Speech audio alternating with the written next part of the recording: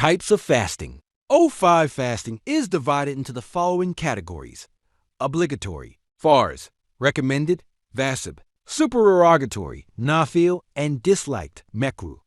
Obligatory and recommended fasting are further divided into specific and non-specific categories. For example, the fast of Ramadan is a specific obligation, fasting for missed Ramadan days and fasting as expiation are also indefinite. Obligatory fasting. These may be observed on any permissible day. A fast vowed to be observed on a specific day is a specified VACIB. A fast that is vowed to be observed without specifying a particular day, month, or week is also an unspecified wajib. Fasting during ITIKAF is also a specified obligation, as IT is reserved for the times of ITIKAF. This will be explained in detail later. 6. Voluntary. Fasting observed for the pleasure of Allah, the Exalted, also constitutes a separate category.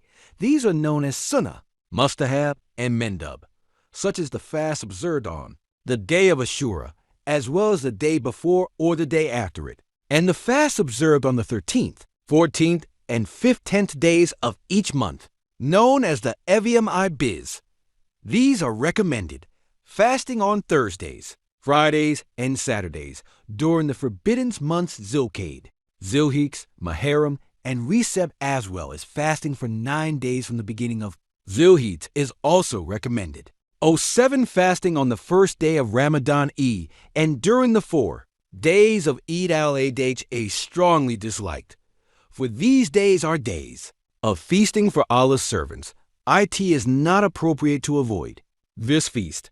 However, fasting on these days still counts as fasting. The difference is that if the fast is broken, IT does not need to be made up, because what is not considered permissible has been accepted. According to another opinion, making up the fast is required. 8. Fasting intentionally on the day known as MEKRUH, the first day of spring, and on the day known as American, last day of autumn, is disliked. MEKRUH by way of exception, because it appears as if these days are being honored, yet honoring these days is forbidden. If a fast observed as a custom coincides with these days, it is not disliked. 9. Fasting solely on Friday or Saturday, and especially on the 10th day of MUHARREM, known as Ashura, is also disliked. MEKRUH. 10. It is also disliked to fast for 2 consecutive days without breaking the fast at night. This is called survival, the preferred way to fast involuntary. Fasting is to fast one day and not fast the next. This type of fast is called Evyam-i. 11. For pilgrims. If IT would cause weakness, IT is disliked to fast on the days of Tervai and Arif, because they may become unable to perform their upcoming Hajj rituals. 12. Fasting on the day known as ZILKADE, with the intention of observing the month of Ramadan or fulfilling an obligatory act is also discouraged. ZILKADE is the 30th day of the month of Shaban, even if there are no obstacles in the sky, because on that day it is possible that the crescent moon has been sighted in another region. This is because it is not taken into account that the rising of the crescent moon may occur in different locations. According to those who accept that the crescent moon's appearance can vary by location, for a day to be considered the first day of the month, the sky must be cloudy, or there must be nitrogen monoxide sign that it is the 30th night.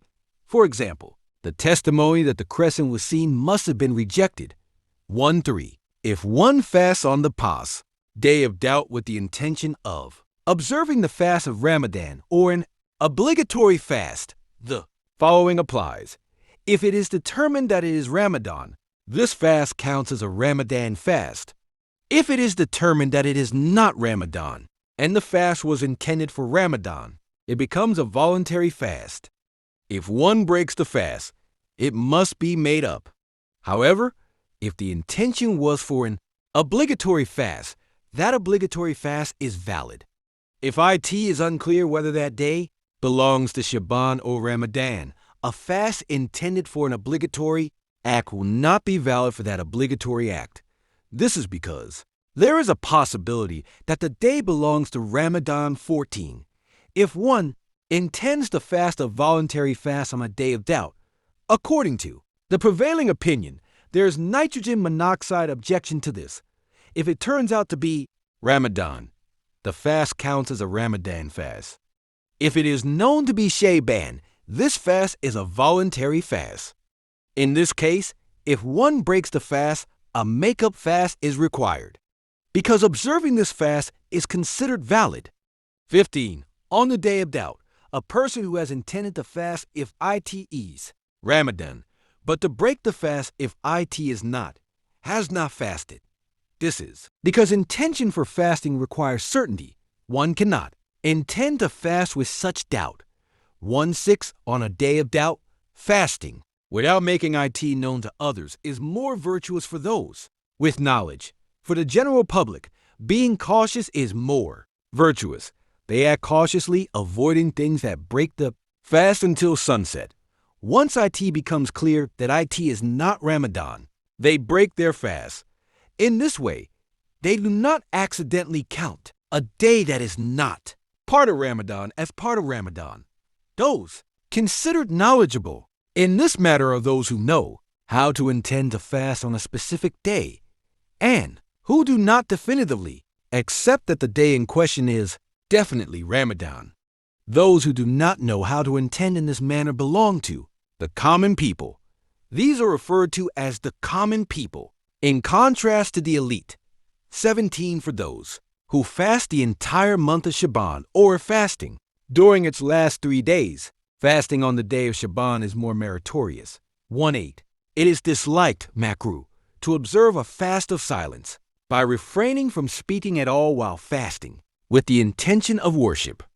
However, there is nitrogen monoxide dislikeness in remaining silent for the purpose of reflection or to avoid useless words. 1-9 for a woman. It is disliked to observe a voluntary fast without her husband's permission. Her husband may break this fast. The woman must make up the fast she has broken later, either when her husband gives permission or when she is alone. However, if a man is sick or is fasting or is in Ihram for Hajj or Umrah, he cannot prevent his wife from observing a voluntary fast, because in such circumstances he cannot show intimacy toward his wife. 20. A person who is employed for a wage may not observe voluntary fasting without the employer's consent if it would impede his service or work. However, if such a situation does not cause any harm, they may observe voluntary fasting without the employer's permission. 2-1. It is not disliked for a person who has missed fast from the month of Ramadan to observe voluntary fasts. 22. It is disliked, MEKRUH, to fast continuously for a full year without breaking the fast on the Eid days when fasting is prohibited. This is called Sav-i-Dar. If iftar is observed on festival days, there is nitrogen monoxide objection to such a fast. However, this fast should not exhaust the fasting person or become a habit. Worship is performed solely for Allah's pleasure, not as a habit. 2-3 ITEs. Recommended to fast 6 days in the month of Shawwal spread out over separate days with 2 days per week. However, according to the preferred opinion, there is nitrogen monoxide objection to fasting 6 consecutive days. According to some scholars, fasting 6 consecutive days is disliked. 2-4. If someone who is fasting out of caution on a specific day eats something unintentionally and then intends to fast upon realizing that the day is Ramadan, this is not sufficient. They must make up that day. However, they must refrain from eating or drinking until sunset on that day. According to another opinion, the fast he intends to observe in this situation is valid. This is because forgetting before intention is like forgetting after intention.